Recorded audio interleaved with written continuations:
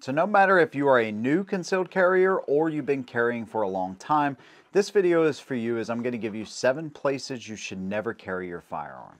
Now, one thing I want to mention right off the rip is it's not my decision or my advice to tell you where you should or should not carry.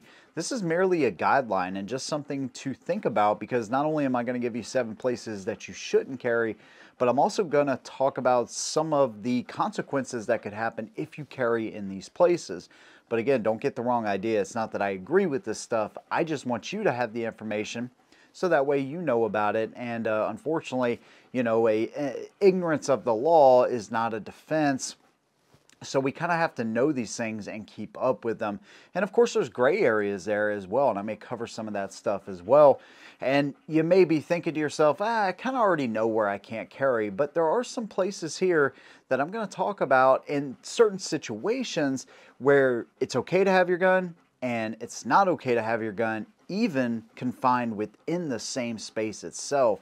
So it can get quite confusing, but that's what we're going to talk about today. So if you like what I do, consider subscribing. You could also join us on Patreon or join the channel right here. You get some really cool perks. It helps the channel, it helps us grow, and you get videos first and all kinds of really cool stuff. So if you want to join for as little as like $1 a month or $2 a month, it's really not a whole lot at all, but it is a big help to what we do here. I'd love to have you join.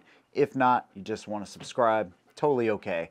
Let's go and get into the video. The first one I want to talk about is schools, and this one can be a little bit confusing. And so when I talk about the consequences, I'm mainly focused on South Carolina because every state can be a little bit different as far as the penalties, but every state is going to have some kind of penalties and restrictions when it comes to schools. Now, this started in 1990 with the Gun-Free Zone Act, and if you are a concealed carrier or you are a Second Amendment advocate, pro-gun advocate, whatever, however you classify yourself, you know that these things absolutely do not work. But the penalties can be stiff if you are caught with a firearm on school grounds. Now, specifically in South Carolina, as a permit holder, you can have your firearm, whether you're in the car or the car is locked, you can have it on you, but it's got to be in the glove box or in the center console, in the trunk compartment. So technically, it can't be on your person, but it can be at least close by in a closed, like I said, glove box or even a locked container, something like that. Now that just applies to your vehicle though. Carrying on school grounds without, expressive permission, and this is basically only going to be given to law enforcement or military that's doing maybe something, teaching kids about gun safety or whatever they may be doing. That's really the only time that's ever going to be allowed. Now, this doesn't only apply to the school grounds, but it also applies to this 1,000-foot buffer that they have around schools. Now, again, does this 1,000-foot buffer protect our kids in our schools in America? No, unfortunately not. But nonetheless, they still see this 1,000-foot buffer around the school as the school grounds, and you can be charged as such. Now, this does not apply to public property that is within 1,000 feet of the school. It also doesn't apply to private property. So if you live within 1,000 feet of a school, you can own a firearm, you can have it on you, and you can carry it on you, but I would definitely not step off of your property because, again, that 1,000-foot buffer, they can treat it, no matter if you're 900 feet away or you're on school grounds walking through the front door, they can treat it as one and the same. So you drop your kids off at school, daycares are under the same regulation. So you just want to be really careful about this and this happening to you, because again, the penalties can be stiff. And specifically in South Carolina, if you are caught carrying somewhere, especially a school and some of these other places we're going to talk about, you can have your license revoked for up to 5 years and $1,000 fine and up to a year in jail. That leads me perfectly into our second place that we can't carry, which are polling places on election days. Now, this is an election year, so this is something that you probably want to keep in mind whenever you go to cast your vote at the ballot boxes. And again, a lot of these election polling places are inside of schools. So it's almost a double whammy and something that you definitely want to keep in mind. Now, one thing you want to keep in mind about polling places too is that, politics is a very highly charged conversation right now. And so while I've never had a problem at any, polling place or election days or anything, things can get heated in those kind of environments. So I don't know that it's best to even talk about politics while you're standing in line to cast your vote. I mean, you can do whatever you want, but at the same time, you just want to be really careful about what you bring up in line as you're sitting there about to cast your vote, because again, this stuff is so, to the extreme, hate-fueled, charged up conversations that get people really riled up very quickly. Next place that you cannot carry your gun, maybe, is your mama's house, or your dad's house, or a friend's house, close relative. Doesn't matter. If you do not have expressive permission from a homeowner, you are not allowed to carry inside of their home. So if you have an anti-gun aunt or uncle or relative or whatever, technically you can get in a lot of trouble for carrying inside of a relative's home without their permission. This applies to churches as well. Now, specifically in South Carolina, if I get permission from my pastor to conceal carry inside of a church, then you're fine. Other states, they actually treat churches like school grounds where you can never carry inside of those places. So again, it's kind of knowing your laws in your state. But South Carolina, if I get permission, yes, I can carry inside a church. Other than that, without that expressive permission, either from one of your relatives or friends, or even your pastor at your local church that you go to, you cannot carry your gun unless you get that permission. Now, here is one of the most strictest places when it comes to carrying firearms, and that is the District of Columbia. And in DC, they've actually had some rulings and some judges that have kind of deemed their, no concealed carry statutes that they had for the longest time as unconstitutional, and rightfully so. And you can get your permit in DC. Now, one of the first things you have to do is, if you are a resident or if you have a place of business in DC, this goes for out of state as well, actually, you have to register that firearm in the District of Columbia. You have to get certified or permission from the Chief of Metropolitan Police, along with 16 hours of training. And if you don't live in DC, then you must have a concealed weapons permit in the state that you reside, along with your permit application that you're applying for in DC as well. Now, I think the out-of-state regulations are actually a little bit more rigorous, a little bit more scrutinized than even their own constituents. I mean, even people that live in DC, it's already really strict, but if you come from out of state, it's even more restrictive. Now, I've got conflicting reports about how much the permit applications and fees cost. I've heard some people say $300 to $400, and I've seen other people say $150. I just cannot verify that. So if you live in DC or you've ever had a concealed weapons permit in the District of Columbia, let us know down below, how long did it take you to get? Because I've seen it, it's supposed to be 90 days, but they can extend it for as long as they want to. And how much does it cost to actually get that permit? I believe those permits are only good for 2 years as well. But if you know, leave that stuff down below. I'd love to hear from y'all. Now, the next place you do not want to carry your gun is on an airplane. And there are some crazy statistics about this and how many customers are actually carrying guns in their carry-ons. Now, according to TSA last year, they actually stopped 6,737 guns at TSA checkpoints. Now, when I came back from Las Vegas at a Harley-Davidson event at the end of January, I came back through the ATL. That's the Hartsfield-Jackson International Airport, and they are the #1 airport for stopping guns getting through TSA. They stopped 451 guns last year. And Dallas-Fort Worth International was a close second with 378 guns. and that's just 2 airports. Even coming back from Tennessee at the Smith & Wesson event this past December, me and Mrs. Hegshaw were going through the, the waiting line at TSA, and they showed specific guns that were stopped at that airport. That's actually McGee-Tyson Airport, which I really like that one, man. It didn't seem super crowded, and I don't know, I like the vibe there. I really hate the Atlanta airport, but that's neither here nor there. Either way, a ton of guns are being stopped, and so in no way, shape, fashion, whatever, can you carry a firearm, loaded or unloaded, in your carry-on luggage, and this applies to parts as well. Barrels, magazines, anything gun-related, you have to put it in your checked bags. And of course, if you do put it in checked baggage and you have to have a TSA-approved lockable case, it also has to be unloaded as well. And you have to declare it to the airline in your checked baggage. You have to declare it to them before it even gets on the roller and gets onto the plane.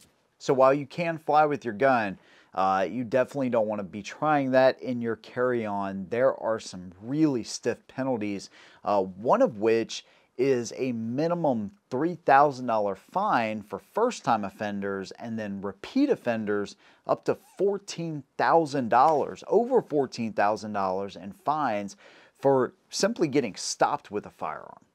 Not only that, your TSA pre-check is going to be revoked for 5 years, and you could go through extra screening, the next time you fly, to make sure that the other passengers are safe. And I have no idea what that means. I don't know if you got to strip down and, cough a couple times. Who knows? If you know, unfortunately, let us know down below. I have no idea. Or maybe you work for TSA and maybe you've been in that situation. Not necessarily you are the offender, but either way, I'd love to know what the extra screening involves.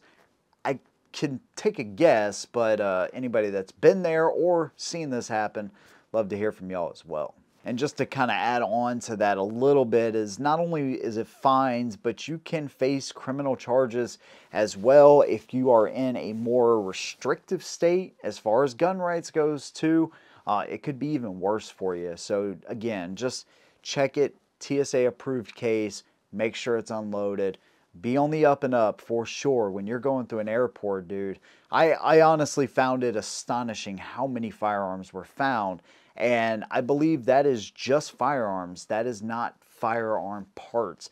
I was talking to a guy when we were coming back from Tennessee. He was at the event with us, and he said he had a $500 FN threaded barrel that got stopped at TSA checkpoint, and they confiscated that thing, man. So I believe that 6,737 guns is physical guns, not including the parts themselves. Just check it and make sure you're on the up and up when you carry your gun, or when you don't carry your gun and put it in checked baggage when you fly with your firearm. Now, the next place you want to avoid as a concealed carrier is bars, but there is a stipulation here. Now, in some states like Texas, if the business, has I don't know, I think it's 50% of their business is alcohol sales, you cannot carry in there, regardless if you're drinking or not. In other states like South Carolina, North Carolina, a lot of states, Tennessee, as long as you are not consuming alcohol, you can concealed carry inside of an establishment, whether that be a bar or a restaurant that sells alcohol. And to me, this is just kind of common sense, right? I mean, if you're going to be drinking, intoxicated, all that kind of stuff, there's a few things you don't want to be doing, and that obviously is carrying a firearm and or driving. These are just two things that can get you or other people hurt or worse. And so, to me, it's just kind of common sense. But I do appreciate the fact that there's a lot of states, including my own, that don't restrict, concealed carriers like myself. I don't drink at all, so I can go in these places and I can have a good time and talk with my friends and whatever, and still have my firearm on me without any kind of consequences in case somebody happens to see it or whatever the case may be. So you just got to know what state you're in. Again, Texas, if that establishment, if it's over 50%, you can't carry in there at all, or any kind of bars or anything like that. But Tennessee, South Carolina, it's a little bit different. Again, knowing your state laws makes a huge difference when it comes to concealed carry.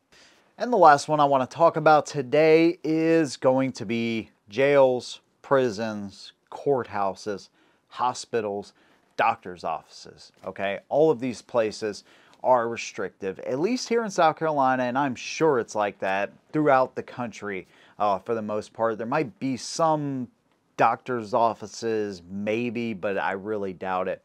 And this has been the only one that's kind of, I've almost been close to kind of doing that, you know. I'll kind of walk in and do my pre-check, if you will, before I walk into a doctor's office. And there's been times where, you know, I'm halfway between me and the door and getting in there, and then I just happen to, you know, do a pre-check late, and I feel my firearm, and I just take it back to my car and, of course, lock it up.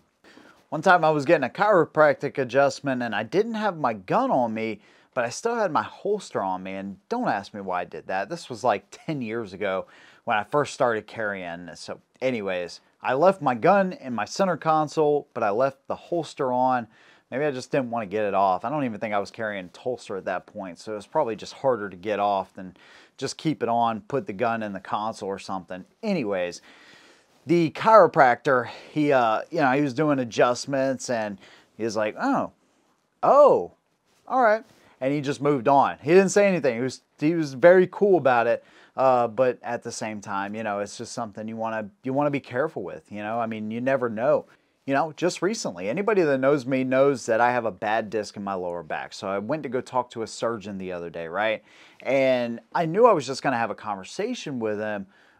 And so for a split second, I was like, well, maybe I'll just carry my firearm with me today instead of leaving it in the truck. I decided against that. I left it in the truck anyways. And funny enough, I had to do new x-rays that day. So I had to obviously, you know, change into their super stylish shorts in order to do those x-rays. And so I'm really glad I left my firearm in the car, because it would have been, or in the truck, because it would have been a weird, hey, oh yeah, I need to change in these shorts. Yeah, can I walk outside really quick? I think I forgot something, you know, and then try to drop your gun on. I mean, yeah, so you just got to be really careful, know what you're getting into. And obviously if you're going to a courthouse or, you know, a jail, prisons, anything like that, it's just not going to end up good, okay? And as far as I know, you can have those things on you in your vehicle as long as it's locked away in a closed compartment. But again, it is highly dependent upon the state that you live in. And that's unfortunate because, you know, we all live in the United States. We all have constitutional rights that are given to us at birth. These are not things that are granted to us by the government. But unfortunately, there's just states that feel like they can restrict citizens on what they can and cannot do. And of course, that's an argument for a different day, but I just want to point it out that even in the United States of America, on a state level, gun rights are either super restrictive or gun rights are seen as what they are, which are constitutional rights that should not be restrictive. They are God-given rights at that. And so you got to be real careful about the state that you live in and some of the places that you go. This decision is up to you though. You know, sometimes you have to make the decision of what is best for you and your family. And of course, some of the more obvious ones, you know, there's places of business, private businesses that will say no concealed carry allowed, okay? If they have their signs, they're appropriately, you know, 40 to 60 inches off the ground, and they got to be a certain size and whatever, then, you know, you can abide by that. I'm not going to sit here and tell you what you can and cannot do, though. You know, everybody has to make that decision for themselves. Sometimes the easiest thing you can do, though, is become a patron of maybe a competitor to one of those places that wants to restrict your gun rights or says that you cannot conceal carry in their place of business. Give your business to a like-minded business instead. That may be a better option, but of course I'd love to hear from you all because this is just my opinion. I'm just one guy on the internet. So let me know what you think about this stuff down below. And if you know of any other kind of crazy places that you should not conceal carry, leave those down below too. Maybe I'll make a part 2 if y'all like this video. And of course, if you like what I do, again, consider subscribing. You can also join us on Patreon or join the channel right here, gain access to some pretty cool perks, and become a part of the SHOT team. Big thanks. See you in the next one. And as always, holding down.